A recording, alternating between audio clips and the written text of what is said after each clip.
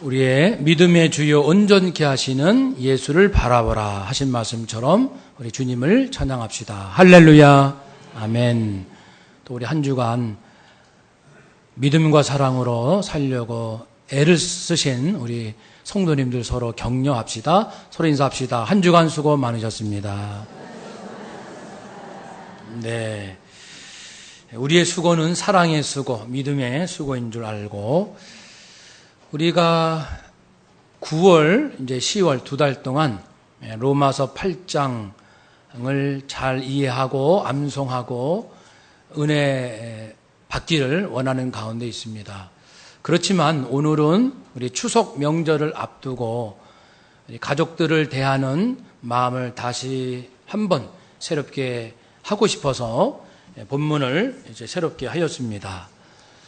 사랑하는 여러분, 이 세상 사는 모습이 곤고한 날과 형통한 날이 있다. 크게 두 가지 모습으로 하나님이 보시는 것을 우리는 살폈습니다. 그러나 그 어떠한 경우이든지 하나님께서 원하시는 삶이 있을 겁니다. 형통할 때든지 곤고할 때든지 하나님이 원하시는 삶, 하나님께서 원하시는 그 인생이 있을 거예요. 그것을 바라보라라고 하고 하나님께서 깨우쳐 주시는 말씀에 관심 갖는 사람을 영적으로 깨어있다라고 할 수 있겠죠. 그러나 별로 관심 갖지 않는 사람은 영적으로 게으른 자라 할 수 있습니다. 우리는 매 주일마다 오는 이유가 내 영이 깨어나서 눈에 보이고 귀에 들리는 세상이 아니라 만물을 창조하시고 역사의 주인이시고 끝내는 역사를 마무리하시고 구원하실 자 구원하시고 심판할 자 심판하실 그 하나님의 통치, 그분의 통치를 깨달아 후회 없는 인생을 살기를 원하고 있습니다.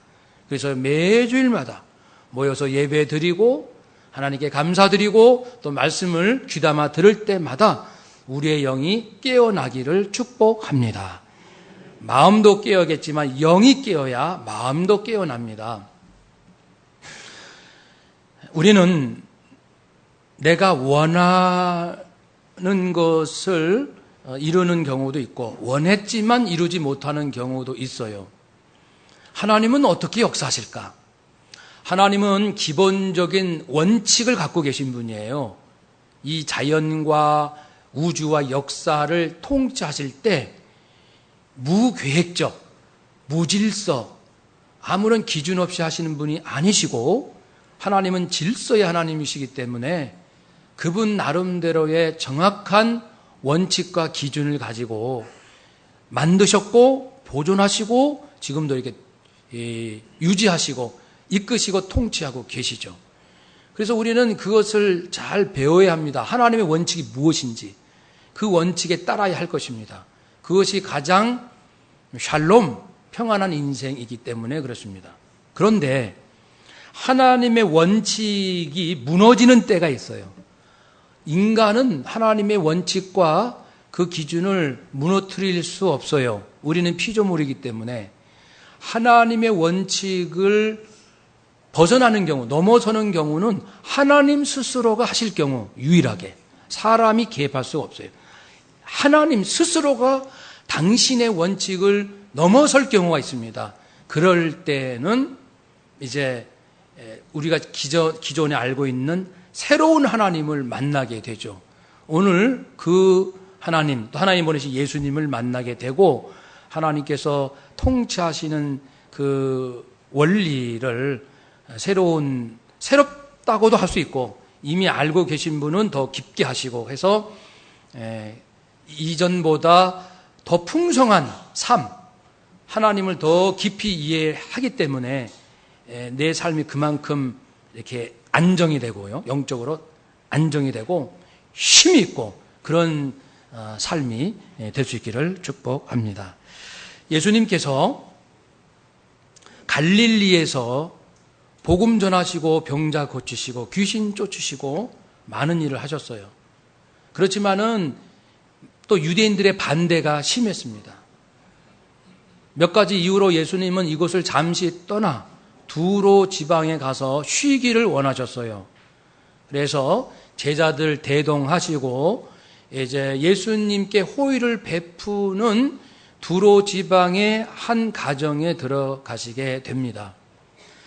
두로 지방은 지금의 레바논에 있는 이 지중해 해안가에 있는 도시입니다. 두로. 그 바로 위에는 시돈 40km 떨어져 있는데 이 두로와 시돈 꼭 붙여서 이제 이 얘기를 하게 되는데 그 지역에 예수님께서 쉬시는데 어떻게 소문을 들었는지 어쩌면 시골 같은 데는 금방 소문 나잖아요. 누가 왔다. 외진이 오면은 바로 드러나니까 소문이 금방 났어요.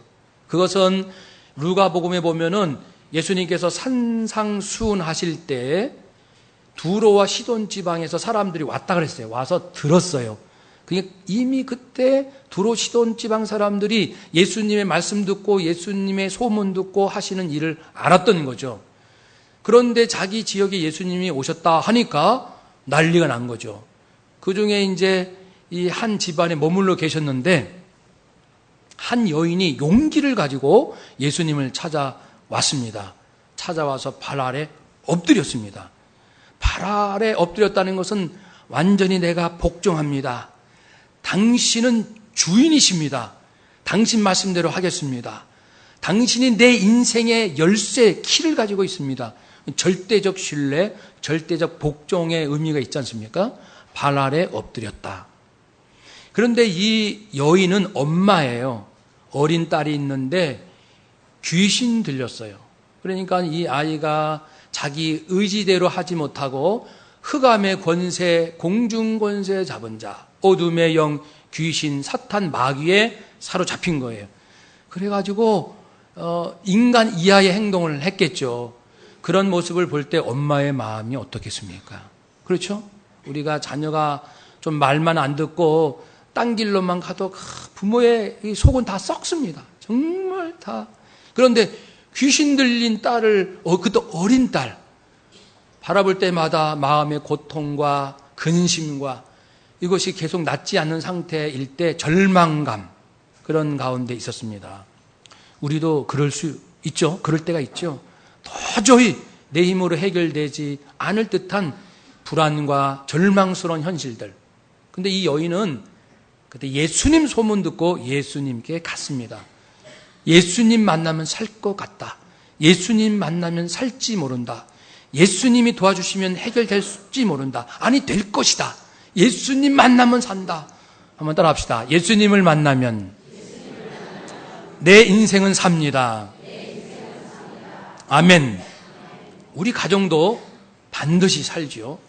그래서 이 여인이 예수님께 가서 딱한 사정을 고하고 제발 우리 귀신 들린 어린 딸을 고쳐주세요. 이렇게 탄원을 합니다. 예수님은 인자하시고 참 마음이 여리신 분이 아닙니까? 악에 대해서는 단호하시지만 그런데 웬일이신지 예수님께서 이런 말씀하십니다. 자녀로 먼저 배불리게 먹게 할지니 자녀의 떡을 취하여 개들에게 던짐이 마땅치 아니하니라. 여기서 자녀는 유대인을 말합니다. 먼저 하나님께 먼저 선택받은 민족, 유대인을 말해요. 왜 먼저 선택받았을까요? 하나님께서 인류를 구원하시기 위하여 먼저 한 민족을 택하시고 하나님의 뜻을 알려주시고 그들이 하나님께 순종하고 경외하는 법을 배워서 하나님은 그 민족을 강성케 하시고 그 민족을 통해서 세계 열방이 하나님은 계시다. 하나님은 우리가 마땅히 경외할 분이시다. 그분이 생사화복 흥망성쇠를 주관하신 분이시다. 그분께 순종하는 것이, 경외하는 것이 인생의 마땅한 본분이다. 이런 것을 전 세계에 알리도록 하시는 하나님의 계획입니다. 계획 가운데 이 유대 민족을 먼저 선택하신 거예요. 유대인만 선택하신 것이 아니고 유대인을 먼저. 그렇다는 것은 이방인은 나중에. 이것이 하나님이 정하신 원칙입니다. 예수님께서도 이 원칙을 아셨고 제자들에게 전도하라 내보내실 때도 이렇게 말씀했습니다. 마태복음 10장 5, 6절 12명 제자를 보내시면서 명하여 이르시되 사랑하는 제자들아 너희들이 복음을 전할 때 천국 복음 전할 때 이방인의 길로 가지 말고 즉 이방 사람들에게 전도하지 말고 사마리아인의 마을에도 들어가지 말고 오히려 이스라엘 집에 잃어버린 양 하나님의 택한 족속이었지만 하나님께 순종하길 거역하면서 하나님 마음을 아프게 했던 유대인들 이들에게 먼저 가서 전도해라 라고 말씀했습니다. 예수님도 분명한 원칙을 세우셨어요. 내가 공생에 사역하는 동안 나는 유대인들에게 복음을 전하리라. 그들에게 먼저 능력을 베풀리라. 사도 바울도 이 원칙을 그대로 받아서 로마서 2장에서 그 하나님의 원칙이 그러함을 먼저 유대인이 복받고 그리고 나중에 유대인이 복받는다는 그 질서를 말씀했습니다. 하나님의 원칙이에요. 그런데 이 원칙이 깨진다기보다도 이 원칙을 넘어서는 일이 발생합니다. 그것은 여인 때문이에요. 이 아이의 엄마가 뭐라고 대답하냐면 그러니까 예수님께서 유대인에게 줄 떡, 유대인들이 먼저 배불리 먹을 이것, 말씀과 능력 이것을 이방인에게는 나 주지 않는다. 이방인들을 개라고 표현했어요. 그 당시에 이제 풍습으로 할 때 예수님이 단지 표현을 그렇게 하실 뿐이에요. 예수님께서 이방인을 멸시하시는 분은 아닙니다. 그 당시에 관습대로 말씀하시는 거예요. 유대인의 떡을 취하여 개들 이방인에게 던진다는 것은 마땅치 않다. 유대인에게 구원 얻을 복음과 삶의 축복 받을 그것을 이방인에게 주는 것은 마땅치 않다. 먼저 유대인들에게 충분히 복음과 능력을 행한 다음에 그리고 이방인에게 전할 것이다. 이렇게 예수님의 입장을 천명했습니다. 그런데 여인은 28절에 주님 옳소이다마는 팩트예요. 팩트, 사실. 주님이 말씀하신 건 사실입니다. 진실입니다. 맞습니다. 유대인이 먼저 택함 받은 것 맞습니다. 이방인은 그 이후인 우선순위에서 밀려나는 것 맞습니다. 저는 이방 여인, 즉 수로 보니게 여인이거든요. 지금의 시리아 땅에 베니게가 있는데 그 수로 지방의 베니게에서 수로 보니게라고 했습니다. 이집트, 아프리카에도 베니게가 있어요. 그래서 지명이 혼동이 올까봐 수로 보니게 이렇게 붙였는데 헬라인은 아니고 헬라어를 사용하거나 헬라 문화 가운데 사는 그런 의미에서 헬라인이라고 했습니다. 자기 족속은 수로 보니게 족속이고 그리고 문화는 헬라 문화 가운데 사는 이방인이에요. 예수님, 저 이방인입니다. 저 개입니다. 유대인들은 하나님의 자녀고 이방인 우리들은 자녀가 아니라는 의미에서 개라 불리는 것이 마땅하다는 걸 저도 인정하고 알고 있습니다. 저는 개입니다. 인정하는 거예요. 그런데 옳소이다마는 상 아래 개들도 이제 상상해 보세요. 여기 이제 밥상이 있는데 주인과 가족들이 이제 아이들이 맛있게 먹고 있어요. 잔치상. 그런데 멍멍이 강아지들이 몰려 들어가지고 꼬리를 흔들면서 우리도 좀 먹을 거 주세요. 왔다 갔다 하면서 주인 눈치 보면서 이제나 줄까 저제나 줄까 하고 이제 기다리는 강아지들의 개들의 모습을 보세요. 상 아래에서 꼬리치며 기다리고 있습니다. 우리 배고파요. 우리도 먹을 것 좀 주세요. 감히 주인상, 감히 인간의 상에 들어갈 수 없죠. 들어가면 맞아 죽겠지 않겠습니까? 그런 실정에 유대인에게 복음과 능력을 베풀어 주시는 것, 거기에 감히 이방인이 그것을 범하려 하거나 가지려 하지 않습니다. 옳습니다. 그렇지만은 상 아래에 꼬리치며 주인 눈치 보며 왔다 갔다 하는 개들도 강아지들도 아이들이 먹다 남은 또는 흘리는 부스러기는 먹지 않습니까? 이 한 말씀이 굉장히 위대한 거예요. 여러분 이러한 믿음 가져보셨어요? 이런 사랑을 가져보셨습니까? 이 부스러기라는 표현에는 주님께서 나를 멸시하고 주님께서 나를 가혹하게 하고 내 소원을 들어주지 않겠다는 원칙을 천명하셨고 다 인정합니다. 그렇지만 제가 드릴 수 있는 말씀이 하나 있는데 제 딸 좀 고쳐주세요. 주님 말씀은 다 맞습니다. 100번, 1000번 맞습니다.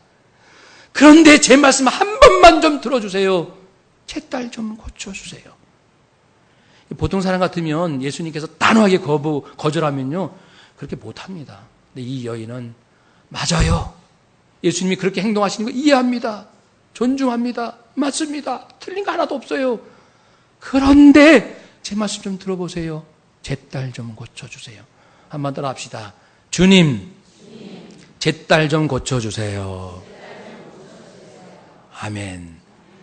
그 마음속에는 딸을 향한 주님 앞에 내가 저주를 받을지라도 주님의 말씀을 정면에 거부하고 대든다는 것은 사실 상상할 수 없는 일입니다. 그런데도 주님 앞에 그래도 제 딸은 고쳐주셔요 라고 할 수 있었던 것은 딸에 대한 한 맺힌 사랑이 있어서 그래요. 주님이 아니면 고칠 길이 없다는 것 때문이에요. 도저히 어디서 살아날 방법이 없기 때문에 주님 아니면 안 되니까 죽자 사자. 어쩌면 차라리 주님 저를 죽여주세요. 차라리 우리 딸도 다 죽여주세요. 안 사는 게 낫습니다. 괴로워서 못 살겠어요. 그러니까 살리기도 하시고 죽이기도 하실 수 있는 주님께 온 거 아니겠습니까? 주님의 말씀은 다 맞습니다만은 지금 우리가 너무 괴롭습니다. 우리 딸을 살려주세요. 딸을 향한 그 애절한 엄마의 사랑, 그 사랑이 부스럭이라도 좀 제가 감히 상해서 주인과 아이들이 먹는 유대인들이 근사하게 주님의 복음을 듣고 능력을 경험하는 그런 축복의 자리에 감히 끼어들지는 못하겠습니다. 주님 다 하셔요. 유대인들을 위해서 마음껏 하셔요. 주님 피곤하시겠죠? 그렇게 일 많이 하시면 힘드시겠죠? 제가 애원하오니 피곤한 몸이라도 한 걸음만 저희 집에 오셔서 우리 딸을 위해서 기도해 주시면 나을 줄로 믿습니다. 유대인을 위해서 모든 것 다 하시더라도 아무리 피곤하고 지치셨다 할지라도 저희 집에 오셔서 한 걸음만 와주세요. 그저 만져만 주세요. 그러면 우리 딸 날 거예요. 우리 딸 예수님 아니면 살 길이 없습니다. 딸을 향한 사랑과 예수님께서 오셔서 만져만 주시면 우리 집에 방문만 해주시면 나을 거라는 확고한 믿음, 불같은 믿음이 있었기 때문에 이렇게 지금 때를 쓰는 거예요. 물러서지 않는 거예요. 주님 올소이다마는 이건 주님은 하나님 대변자십니다. 우리가 하나님한테도 그런 모습이나 마찬가지죠. 하나님 말씀은 100번이고 1000번이고 맞습니다. 하나님이 정하신 원칙, 하나님이 정하신 기준은 100번, 1000번 옳습니다. 그러나 저는 포기하지 못하는 게 있는데 우리 가정 좀 살려주세요. 저 좀 살려주세요.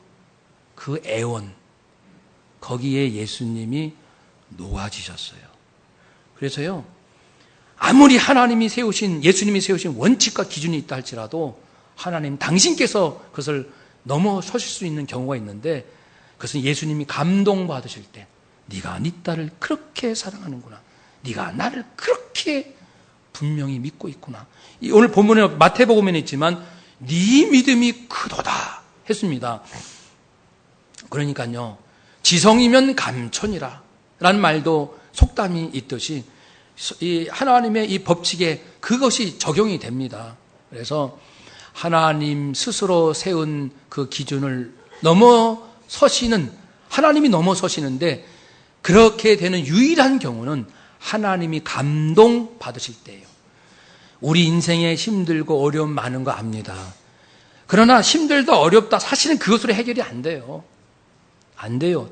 뭐 될 때는 되는 정도는 되겠지만은 근본적으로 인생의 문제는 사람의 힘으로 해결이 안 된다는 것이 성경 말씀 아닙니까? 어떻게 되는가? 하나님이 도와주셔야 한다. 하나님이 왜 안 도와주세요? 하나님의 뜻이 있단다. 그러겠죠. 하나님의 뜻대로 하신다는 거예요. 그러나 그 뜻마저 허물 수 있는, 좀 표현이 하나님의 죄송스럽지만 하나님이 세우신 그것마저도 허물 수 있는 유일한 경우가 있는데 그것은 하나님께서 감동하실 만큼 사람이 누군가를 사랑할 때, 사람이 하나님을 사랑할 때, 그리고 사람이 하나님을 신뢰할 때, 예수님 하나님이 감동하실 만큼 네가 이 정도의 믿음을 갖고 있었니? 네가 이 정도로 나를 신뢰하고 있구나. 네가 이만큼이나 네 딸을 사랑하는구나. 네가 이만큼 네 남편을 사랑하는구나. 하나님은 거기에 감동을 받으시는 거예요. 예수님. 그럴 때 마음을 바꾸십니다. 그렇게 해서 예수님께서 말씀하시되 네가 이 정도로 말하니 돌아가라. 돌아가라는 것은 이제 병 고침 받고 이제 다시 제사장 가서 병 낫다는 것을 고침 확인 받고 정상적인 삶을 가지라는 뜻에서 이제 의뢰하시는 표현이에요. 돌아가라. 이제 됐다. 이런 말씀이죠. 돌아가라. 됐다. 네 속에 그 사랑, 그 믿음 내가 보았으니 이미 됐다. 문제는 끝났다. 귀신이 내 딸에게서 나갔느니라. 예수님은 지금 여인과 이 자리에 있어요. 한 발짝도 움직이지 않습니다. 이 집안에 있어요. 그런데 큰 소리 지르신 것도 아니고 뭐 명령하신 것도 아니고 여인의 믿음과 사랑을 보시고 됐구나. 네가 이 정도구나. 네가 이 정도구나. 그래. 네 딸에게서 귀신은 나갔다. 예수님 방법 얼마나 간단한지 몰라요. 인간의 방법을 그렇게 해결되지 않는 것이 하나님의 방법으로, 예수님의 방법은 아주 간단한 거예요. 예수님께서 전지전능하시고 주인 되심의 증거이기도 합니다. 그래서 여인이 자기 집에 돌아가 본즉 아이가 침상에 누웠고 귀신이 나갔다. 귀신이 나갔는데 침상에 왜 누웠냐면은 보통 귀신이 떠나갈 때 몸부림치거든요. 그 모습 보셨어요? 굉장히 발악을 해요. 그러니까 이제 실제 육체적으로도 진통을 겪어요. 안 나가려고 하니까. 그래서 뭐 식은땀을 흐르고 온몸에 진이 빠지잖아요. 그래서 이제 귀신 떠나고 난 다음에는 완전히 파김치가 돼가지고 쉽니다. 좀 쉬어야 되죠. 그리고 나서 다시 깨어나잖아요. 회복되잖아요. 그래서 이제 침상에 누워있는 모습으로 이해가 됩니다. 또 있습니다. 하나님의 당신의 이 기준을 허무시는 경우가 물론 예수님에게서 계속 볼 수 있는데요. 우리가 잘 아는 그 물이 변화해 포도주로 변하는 사건입니다. 예수님께서 공생에 시작할 아주 초기입니다. 그때 어머니 마리아와 함께 갈릴리 지역에 있는 나사렛도 갈릴리 지역에 있어요. 큰 지역이죠. 그 가나라는 동네에 가서 어느 결혼집이 혼인잔치가 있어요. 그런데 그 예수님의 어머니 마리아가 보니까 포도주가 떨어져서 그 기쁨의 흥이 이제 깨지는 순간이에요. 그런데 그 육신의 어머니 마리아가 예수님께 갑자기 포도주가 떨어졌다고 애처롭게 말을 하는 거예요. 예수님께서 정색을 합니다. 어머니, 아직 내 때가 되지 않았는데, 벌써 영적으로는 서로 통하는 거죠. 아직 때가 되지 않았는데 왜 기적을 행하라고 하십니까? 그런 말씀이거든요. 왜 나를 드러내라 하십니까? 메시아 되심을, 그리고 평범한 청년이 아니라 하나님 보낸 사람이라는 예수 그리스도이시라는 것을 아직 드러낼 때가 안 됐는데 왜 저보고 이제 이 일을 하라고 눈치를 주십니까? 안 됩니다. 이때도 예수님께서 정색을 하시는 거예요. 아직 내 때가 되지 않았습니다. 그렇죠? 하나님은요, 때에 맞춰서 일하시는 것 우리 잘 알고 있습니다. 전도서 3장 11절 하나님이 모든 것을 지으시되 때를 따라 아름답게 하셨고, 또 사도행전 7장 17절에 보면은 하나님께서요, 이스라엘 민족이 처음에 그 애굽에 갈 때 75명이었잖아요. 그런데 나중에 출애굽할 때는 장정만 60만 명이니까 곱하기 4 하면은 대략 남자만 세거든요. 장정만. 그 여자 아이까지 합치면은 곱하기 4를 보통 해요. 그러면 약 240만 명의 인구로 불어난 거예요. 430년 동안 75명에서 250만 또는 300만 정도로. 그렇다면 이 인구가 언제 불어나는가? 이것도 하나님 계획 가운데 있다는 거 아십니까? 아무 때나 인구가 불어나는 게 아닙니다. 그래서 말씀하시기를 하나님이 아브라함에게 약속하신 때가 가까우매. 그러니까 약속하신 때라는 것은 약속을 뭘 하냐면 가나안 땅, 약속의 땅을 주실 때를 말합니다. 그 때가 가까웠기 때문에 인구를 불러주시겠다는 겁니다. 그렇게 하나님께서 아브라함에게 약속하신 때가 가까웠기 때문에 이스라엘 백성들이 애굽에서 번성하여 많아졌다고 했습니다. 모든 게 우연이 없어요. 하나님은 정확한 당신의 때에 맞춰 일을 하십니다.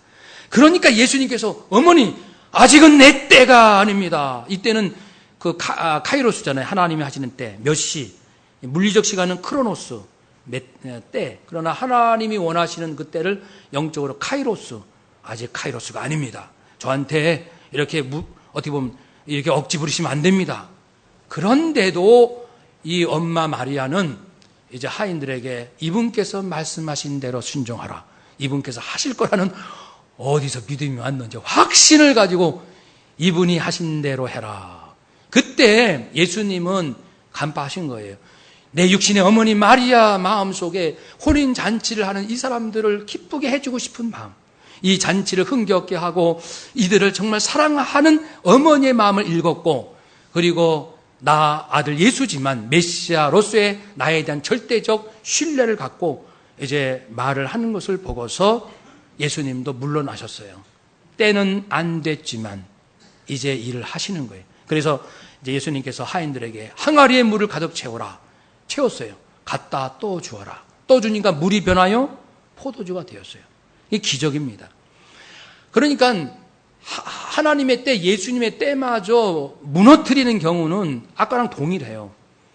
누군가가 하나님, 예수님이 감동할 만큼 사랑할 경우, 사람과 사람의 사랑도 마찬가지. 하나님, 뭐 좀 도와주세요. 누구 좀 도와주세요. 하는데 하나님, 예수님이 보실 때는 내가 그 사람을 향한 사랑이 하나님께 감동이 되는 거예요. 네가 그 정도로 그들을 사랑할 줄 몰랐다. 그리고 하나님에 대한 절대적 믿음을 가질 때 역사하십니다.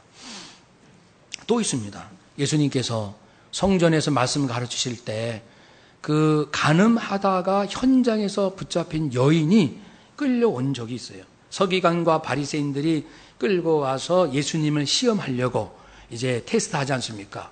예수여, 자, 이 여인이 간음을 했다.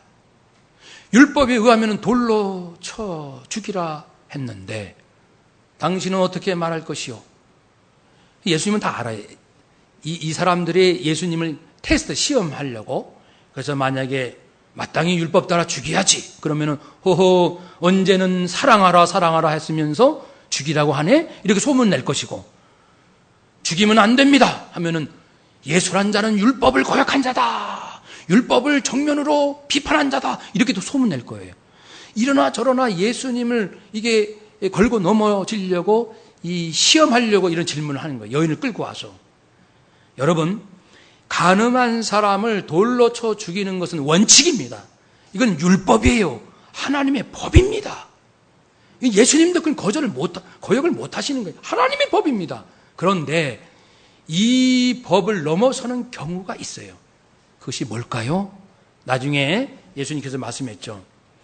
아주 놀라운 말씀했습니다. 자, 돌로 치되 너희들 중에 죄 없는 자가 먼저 쳐라. 그러니까 사람들이 죄 없는 자, 나도 죄 있잖아요. 양심의 가책을 받아서 어른으로부터 젊은 아이까지 한 사람씩 다 떠나갔다고 했습니다. 여인과 그 예수님만 남았습니다. 예수님께서 말씀했습니다. 나도 너를 정죄하지 않겠다. 한번 더 합시다. 나도 너를 정죄하지 않겠다. 바로 여기입니다. 예수님은요, 분명히 율법으로는 돌로 쳐 죽여 마땅한 죄인이 눈앞에 있어요. 이 법을 어길 수 있는 사람은 한 사람도 없습니다. 그러나 하나님의 아들이요 하나님께 보냄받고 인류를 구원하기 위해 오신 오직 예수님만이 하나님의 법을 바꿀 수 있는 거예요. 그것은 하나님과의 합의예요. 합의. 하나님의 허락입니다. 하나님의 허락 없이는 예수님은 한 말씀도 자의적으로 하지 않는다고 요한복음 17장에서 말씀했습니다. 그러니까 이미 이 하나님이 정한 법을 하나님만이 다시 뒤바꿀 수 있는데, 그 경우는 예수님이 죄인을 사랑할 경우, 용서할 경우만 그렇습니다. 나도 너를 정죄하지 않겠다. 너를 죽여 마땅한 죄인이라고 하지 않겠다. 그럴 때만이 이제 율법은 넘어서는 거예요. 돌로 쳐 죽여 마땅하고 넘어설 수 있어요. 그래서 이 세 가지 제가 말씀드렸는데 공통점이 뭡니까? 그러니까 먼저 유대인에게 복음과 능력을 베풀어야 하는 원칙, 때가 돼야 말씀을 정하실 그 예수님 가나에서의 그 원칙, 그리고 간음한 자는 돌로 쳐 죽여야 한다는 원칙, 하나님의 원칙입니다. 이 세 가지가 다 무너졌는데 공통점은 그 귀신 들린 어린 딸의 엄마가 딸을 향한 불같은 사랑으로 주님 앞에 매달렸을 때, 그리고 육신의 엄마 마리아가 그 혼인잔치하는 사람들의 그들의 행복을 그토록 소원했을 때, 그리고 예수님 자신이 이 죄인된 여인을 용서하고자 했을 때만이 넘어갑니다. 여러분, 이건 굉장히 중요한 원리예요. 그래서 우리는요, 우리 인간의 힘으로는 하나님이 정하신 때를 거역할 수가 없습니다.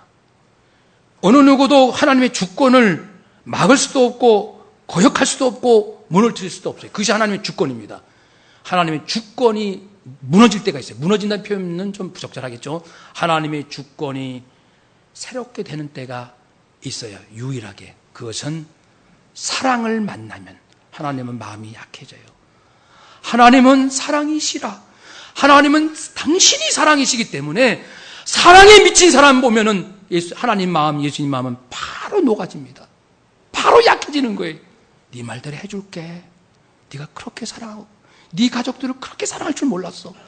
네가 네 성도들을 그렇게 사랑할 줄 몰랐어. 네가 그렇게 그 사랑으로 나에게 부르짖으니 내가 더 이상 어떻게 안 된다 할 수가 없구나. 그런 경우만입니다. 그러니까 다시 정리할게요. 인간은 자기가 하고 싶은 대로 하는 게 하나 있고, 하고 싶어도 하나님이 막으시면 못하는 게 있으나, 막으시는 것마저도 넘어설 수 있는 것이 있는데, 하나님마저 감동하실 사랑이 내 안에 있을 때만, 그때는 하나님도 두 손 드시고 졌다. 네가 원하는 대로 해줄게. 알았어. 내 뜻을 접고 네 뜻대로 해줄게. 어느 때라고요? 하나님께서 감동하실 만한 사랑이 있을 때만 그렇습니다. 우리는 살면서 이 사랑에는 목말라 하지 않으면서 누가 나를 도와주지 않나, 여기저기 힘들게 살지 않습니까? 이제 하나님을 절대적으로 신뢰하시고 절대적 믿음을 가지시고 이제부터 인생은 아주 간단합니다. 하나님께서 감동하실 만한 사랑이 내 안에 있으면 모든 문제가 풀릴 줄로 믿습니다. 누가 감히 하나님을 막는단 말입니까? 귀신 들린 자도 나을 수 있어요. 물이 포도주로 변할 수 있어요. 그리고 죽어 마땅한 죄인도 용서받을 수 있어요. 오직 그것은 사랑. 하나님께서 기뻐하시고 감동할 만한 사랑이 있는 사람을 찾는 거예요, 지금. 그래서 이 땅에 교회도 많고 성도도 많고 목회자도 많고 선교사도 많지만 하나님이 찾는 자는 하나님 마음에 감동이 될 사랑으로 사는 사람을 찾고 계신다는 사실을 명심하시고 저나 여러분이나 사랑함으로써, 그 순수한 사랑으로써 하나님 앞에 기도하고 정말 사람들을 사랑함으로써 하나님의 그 놀라운 능력으로 이 땅에 모든 어둠이 떠나가고 모든 고통이 떠나가고 하나님이 마음껏 축복해 주시고 은혜 주시고 정말 천국처럼 사는 그런 인생이 될 줄로 믿습니다. 그렇게 되시기를 축복합니다. 하나님께서, 따라합시다. 하나님께서 감동하실 만한 사랑이 내 안에 있나요?